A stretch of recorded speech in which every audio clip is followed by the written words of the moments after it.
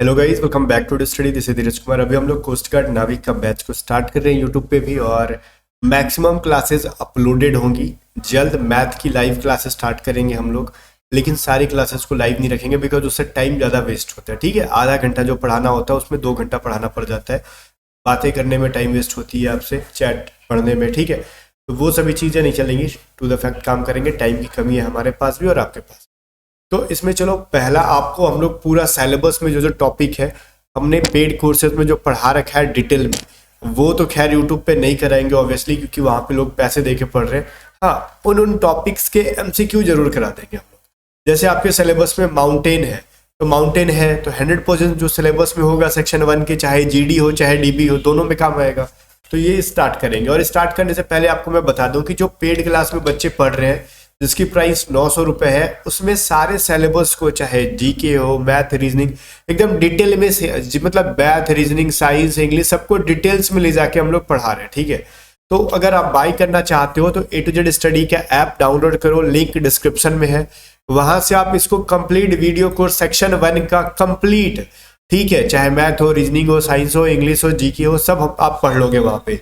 साथ में आपको ऑनलाइन टेस्ट सीरीज भी इसी कोर्स के अंदर मिल जाएगा, और सारी पीडीएफ्स भी आपको इसी के अंदर मिल जाती है। ठीक है, जितनी भी क्लासेस होती है, और चैप्टर क्विज वगैरह हर चीज यहाँ पे आपको मिल जाता है।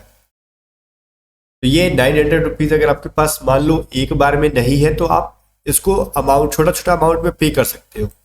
मतलब 300 रुपए करके पे कर पाओगे आप। ऐप को डाउनलोड करो, वहीं पे आपको सारा जानकारी मिल जाएगा। तो ऐप का लिंक डिस्क्रिप्शन में है। A to Z ऐप को डाउनलोड करो। साथ ही साथ अगर आपको पीडीएफ बाई करने हैं सारी प्रैक्टिस के लिए, मैथमेटिक्स का पूरा चैप्टर वाइज, साथ में सॉल्यूशंस भी होंगे मैथ में, रीजनिंग हो गया, साइंस हो गया, साइंस में, मैथ में, रीजनिंग में प्रीवियस ईयर क्वेश्चन डाले गए हैं, इंग्लिश के वोकैब हो गए, तो हमारे टीम को व्हाट्सअप करो 7279047787 पे, और इसको बाई कर लो एग्जाम से पहले, और दबा के प्रैक्टिस करो। सिलेक्शन कोई रोक नहीं सकता आपका।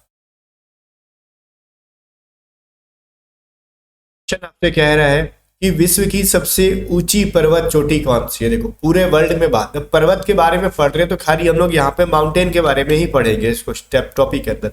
हम लोग टॉपिक वाइज एमसीक्यूज करेंगे, कभी माउंटेन के बारे में, कभी रिवर के बारे में, कभी बहुत सारी चीजें, कैपिटल करेंसी वगैरह वगैरह, स्पोर्ट्स, बहुत सारी सिलेबस में है।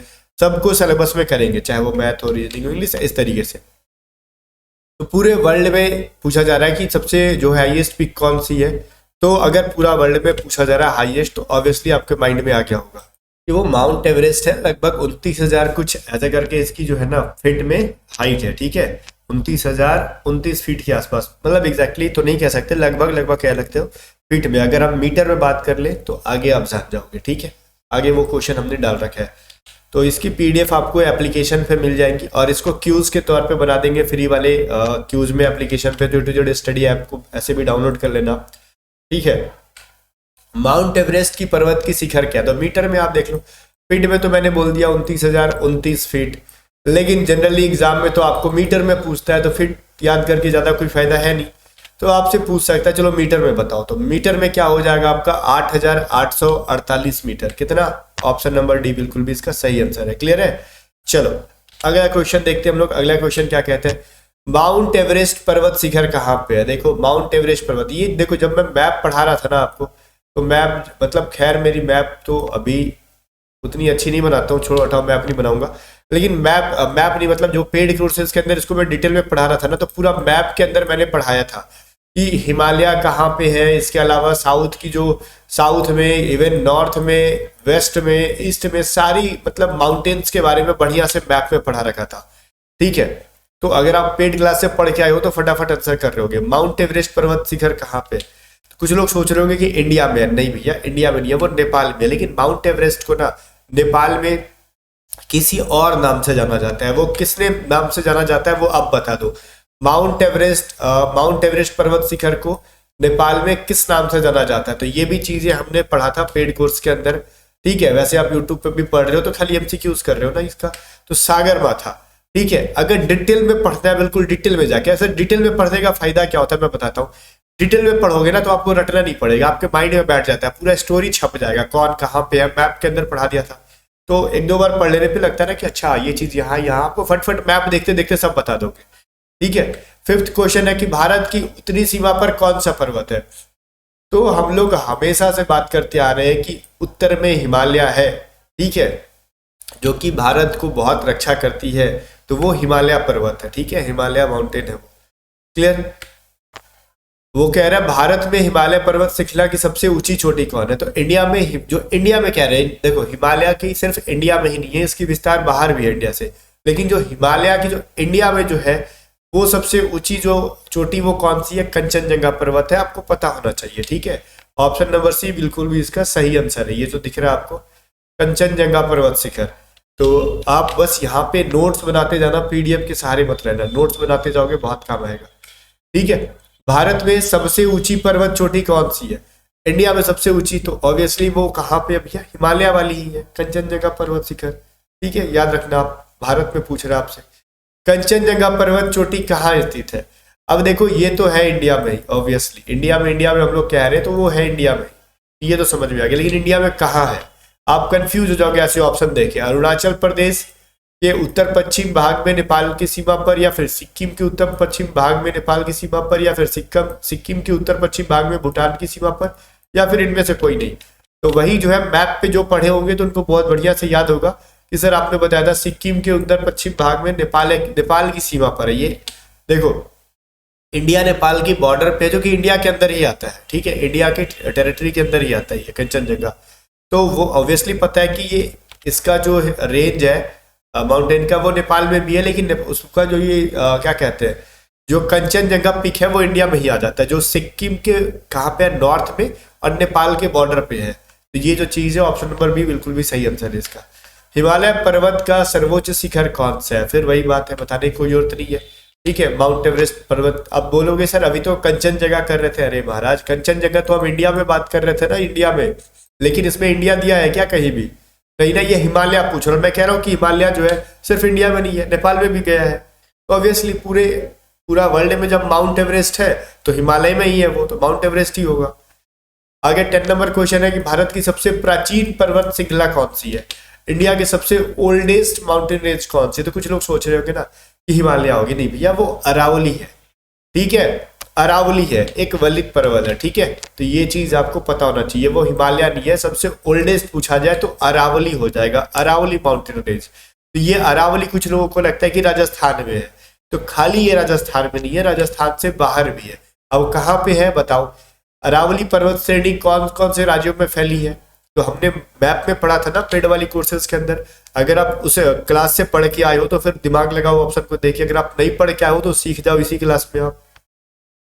वो देखो जनरली ना, देखो राजस्थान में है ज्यादातर, ये मान सकते हैं, लेकिन सिर्फ राजस्थान तक नहीं है, वो गुजरात, राजस्थान और दिल्ली तक फैली हुई है, ठीक है। जो अरावली है वो गुजरात, राजस्थान और दिल्ली तक फैली हुई है। क्लियर है? ऑप्शन नंबर डी इसका बिल्कुल भी सही आंसर है। आगे कह रहा है अरावली पर्वत श्रेणी की सबसे उच्चतम बिंदु कौन सी है?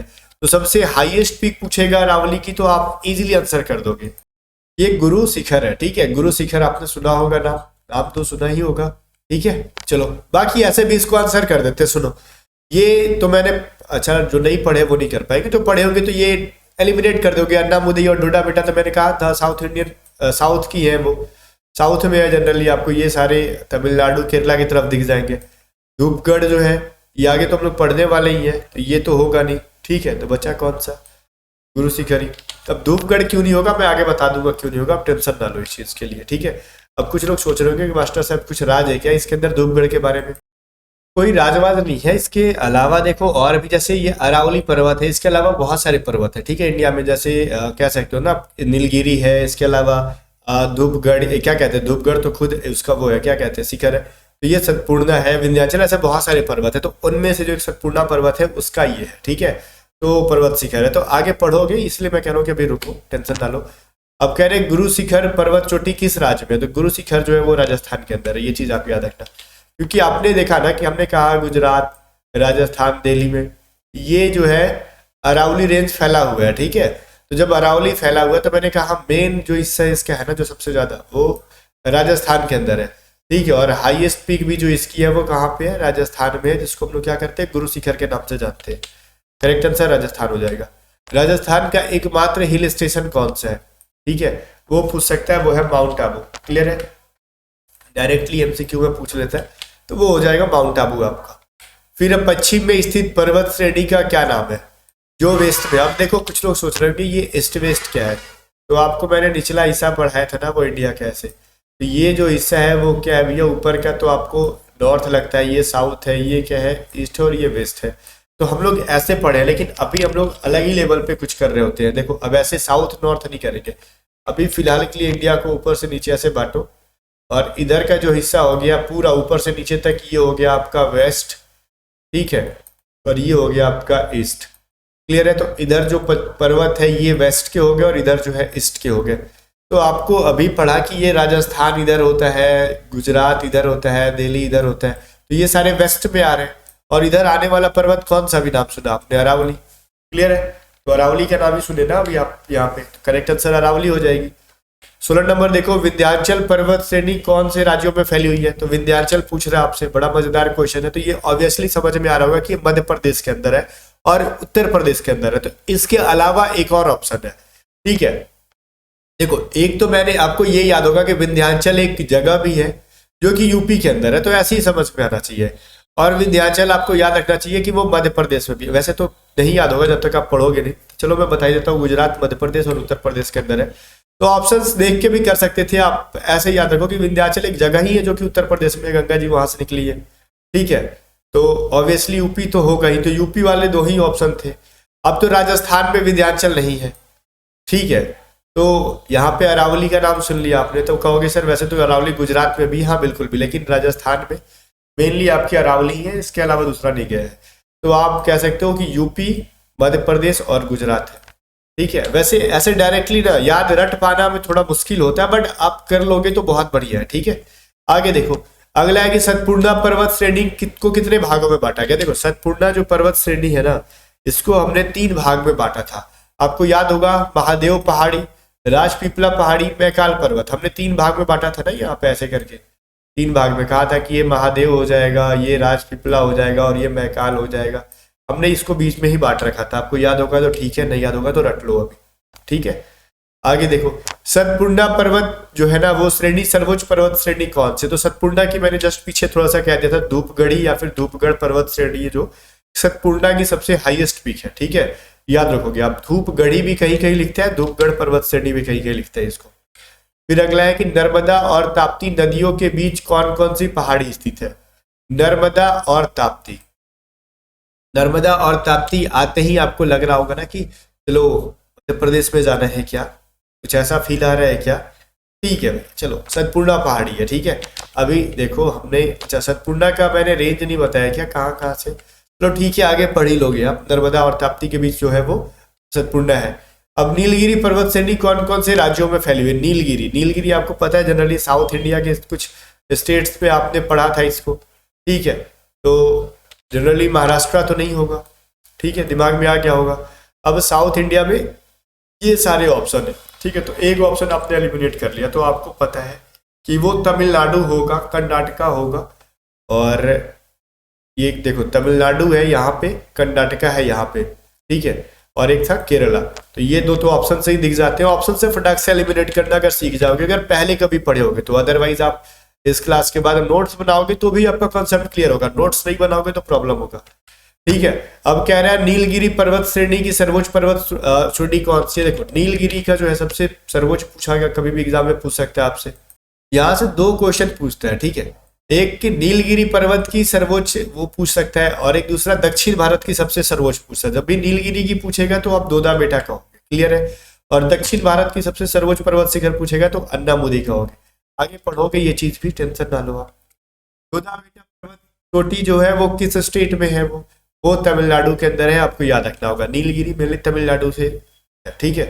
तो वैसे देखो एक चीज मैं आपको ना बताऊंगा, नीलगिरी तमिलनाडु में ही नहीं है, तमिलनाडु के अलावा केरला, तमिलनाडु और कर्नाटका में। लेकिन स्टार्टिंग पॉइंट अगर देखा जाए तो हम लोग, आप अगर देखो तो आपको कर्नाटका इधर दिख जाएगा, तमिलनाडु इधर दिख जाएगा और केरला इधर दिख जाएगा। तो यहाँ से मेनली स्टार्ट हो जाता है, ठीक है। तो इसलिए उतना मतलब नहीं है, आपको बस ये दिख जाएगा कि दोदा बेटा कहाँ पे। तो नीलगिरी की जो सर्वोच्च है वो तमिलनाडु में। बार बार फोटो बना दे रहा हूँ छोटा मोटा ना, ताकि आपके माइंड में बैठे। जब मैं से बोल रहा हूँ यहाँ पे तमिलनाडु है, यहाँ पे कर्नाटका है, इधर केरला है, तो आपको ये समझ में आ जाएगा कि चलो ठीक है, इधर इधर ऐसे ऐसे है। तो आपको कभी कभी ना मैप में भी देखोगे ना तो दिमाग में आएगा। कभी कभी एग्जाम में ऐसे भी पूछ देता है, बताओ कि कर्नाटका किन किन स्टेट्स के साथ बॉर्डर शेयर करता है। तो इसलिए मैं कह रहा हूँ मैप देखने की आदत डालो, मैप में पढ़ते रहोगे तो बिना रटे आप आंसर कर दोगे। ठीक है, नीलगिरी पर्वत श्रेणी के पर जो सर्वत है वो दोदा बेटा है, और दोदा बेटा पर्वत श्रेणी कहाँ पे, तमिलनाडु में है। और पूर्वी घाट और पश्चिमी घाट को मिलने वाली जगह कौन सी पहाड़ी, देखो पूर्वी घाट ये ईस्ट और ये वेस्ट, ये जहाँ पे मिलते हैं उनको हम लोग नीलगिरी पहाड़ियाँ कहते हैं। क्या कहते हैं भैया, नीलगिरी की पहाड़ियाँ का शुरुआत वहीं से एक तरीके से हो जाता है। ठीक है, तो ये जो चीज़ है हमने बिल्कुल भी ऐसे वाले में पढ़ रखा था। ठीक है, मतलब मैप में पढ़ा था। आगे है अन्नामलाई की पहाड़ियाँ किस राज्य में है। तो अन्नामलाई की पहाड़ियाँ जब भी आपसे पूछे तो आंख बंद करके कह देना तमिलनाडु और केरला के अंदर है। क्लियर है, अन्नामलाई कहाँ पे है, तमिलनाडु और केरला में। ये आंसर थोड़ा पहले ही आ गया, जल्दीबाजी में टच हो जाता है बटन। ठीक है, आगे देखो अन्नामलाई पर्वत श्रेणी की सबसे ऊंची चोटी कौन से है। अन्नामलाई की जो सबसे ऊंची चोटी है आप याद रखोगे वो अन्नामुदई है। ठीक है, अन्नामुदई ही है, और अन्नामुदी या फिर अन्नामुदई कहीं कहीं लिखता है इसको अन्नामुदी, और ये साउथ इंडिया की सबसे हाईएस्ट पिक मानी जाती है। ठीक है, अन्नामुदी जो है पर्वत चोटी किस राज्य में है, तो ऑब्वियसली आप फटाक से आंसर कर दोगे केरला के अंदर है। क्लियर है, अब अन्नामुदी जो पर्वत चोटी है वो किसकी है, वो अन्नामलाई की है। अन्ना देखो जैसे हम लोग कहते हैं ना कि एक वो है बहुत लंबा पर्वत है, माउंटेन है, जैसे जिसको हम लोग अन्नामलाई कहते हैं। ठीक है, अन्नामलाई, अब इसी की एक चोटी है अन्नामुदी। ठीक है, ऐसे समझ लो पूरी पर्वत की एक चोटी है अन्नामुदी। ठीक है, अन्नामुदई। ठीक है, और ये जो पड़ जाता है ये केरला के अंदर पड़ जाता है। कुछ लोगों को समझ में नहीं आता कहते क्या हो सर, ये पर्वत बोल देते हो वो पर्वत बोल देते हो, या ऐसा ही होता है इसके अंदर। मतलब एक लंबा रेंज है, जैसे मैंने बोला कि अरावली कहाँ कहाँ में फैला है, गुजरात में है, राजस्थान में है, दिल्ली में है। तो ये 3 स्टेट में हो रहे हैं, तो तीनों स्टेट में मिला के जो पर्वत है अरावली, सबसे उसकी हाईएस्ट पिक कहाँ जाती है, तो गुरु शिखर पे। वो गुरु शिखर कहाँ पे, राजस्थान में। वैसी है अन्नामलाई जो है उसकी हाईएस्ट पिक अन्नामुदी है, और अन्नामुदी पड़ जाता है केरला के अंदर। ठीक है, यही है जो कि हाईएस्ट पिक है उसकी, और ये पूरे दक्षिण भारत की सबसे ऊंची चोटी है। पूछ रहा ना दक्षिण भारत की सबसे ऊंची चोटी कौन सी है, वही अन्नामुदी पर्वत शिखर है जो कि केरला में पड़ जाता है, वही पूछ रहा था आपसे। फिर बृहद हिमालय पर्वत को किस नाम से जाना, देखो हिमालय का जो रेंज अपने ऊपर में ऐसे पड़ा था। ठीक है, मैंने बोला था ना जास्कर है, मतलब अलग अलग भाग में मैंने इसको बांटा था। ठीक है, शिवालिक, बृहद हिमालय, मध्य हिमालय, लघु हिमालय सब मैंने बांटा था। ठीक है, और शिवालिक को कहा भी था ये फुटपाथ है, ऐसे करके बहुत सारी चीजें पढ़ाई थी मैंने उसमें। और उसी प्रकार कह रहे हैं कि बृहद हिमालय पर्वत को किस नाम से जानते हैं, तो बृहद को या तो ग्रेट हिमालय कह लो या फिर हिमाद्री के नाम से जानते हैं हम लोग, ये चीज याद रखोगे आप। ये नंदा देवी पर्वत चोटी किस स्टेट में है, एग्जाम में बहुत बार पूछा है, ये उत्तराखंड में है, याद रखोगे आप। और नंदा देवी याद रखना, कुछ भी पूछे नंदा देवी से तो उत्तराखंड आंख करके मार देना। 30 नंबर में क्वेश्चन है कि सतलज, और देखो नदी के बेस पे भी पर्वत को बांटा गया ऊपर से ऐसे नीचे तक। ठीक है, तो सतलज से काली नदी के बीच में जो पड़ती है उसको कौन सी नदी के नाम से जानते हैं हम लोग, वो कुमायूं के नाम से जानी जाती है। ठीक है, हमने पढ़ा था ना दिहांग, सतलज, तिस्ता, ऐसे करके बहुत सारी नदियों का नाम पढ़ा था, और उसमें कहा था हमने कि सबको अलग अलग पर्वत के नाम से बांटा गया रिवर के अकॉर्डिंग। तो रिवर चैप्टर में भी पढ़ा था हमने वो चीज। तो करेक्ट आंसर कुमायूं हो जाएगा, सतलज से काली नदी के बीच में। ठीक है, तो ये चैप्टर यहीं पे एंड करते हैं। यहाँ पे इंपॉर्टेंट एमसीक्यू मैंने करा दिए। इसके अलावा पेड कोर्सेज लेना है आपको, या फिर तो आप ऐप को डाउनलोड कर लोगे, या फिर ऐप डाउनलोड करके भी समझ में नहीं आ रहा तो हमारे टीम मेंबर को व्हाट्सएप कर लो, चाहे आपको पीडीएफ बाई करना है मैथमेटिक्स, रीजनिंग, साइंस या फिर वोकैबुलरी की, या फिर आपको पेड कोर्स लेना है। अगर कोई भी प्रॉब्लम आता है तो हमारे टीम मेंबर को व्हाट्सएप कर लो। मिलते हैं नेक्स्ट वीडियो में, तब तक के लिए बाय बाय। वीडियो को लाइक करके शेयर कर देना।